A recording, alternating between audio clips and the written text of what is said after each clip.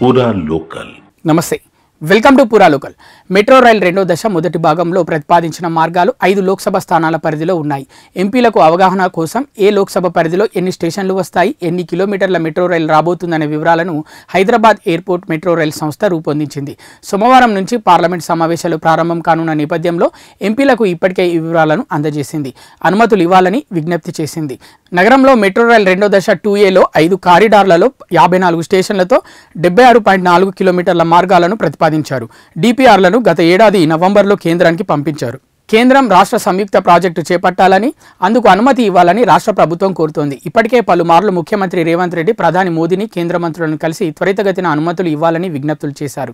డిపిఆర్లు పరిశీలనలో ఉన్నాయని కేంద్రం అంటోంది. ఇటీవల పూణే మెట్రోకి కేంద్రం అనుమతి ఇచ్చింది.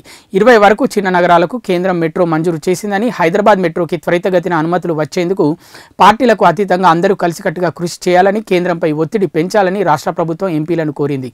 మెట్రో విస్తరణ అనుమతుల కోసం ఎంపీలతో సమన్వయం చేసుకోవాలని హెచ్ఎంఎల్ అధికారులకు సీఎం ఇప్పటికే పలుమార్లు సూచించారు. వీటన్నింటి దృష్ట్యా ఎంపీలు, ఎమ్మెల్యేల పరిధిలో మెట్రో ప్రతిపాదనల వివరాలను రూపొందించింది.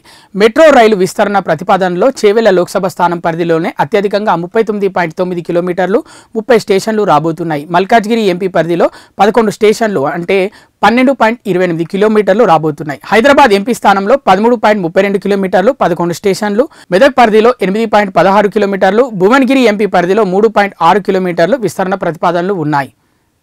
ఇవి ఇప్పటి వరకు ఉన్న అప్డేట్స్. మరిన్ని అప్డేట్స్ కోసం చూస్తూనే ఉండండి పూరా local, your choice for local voice.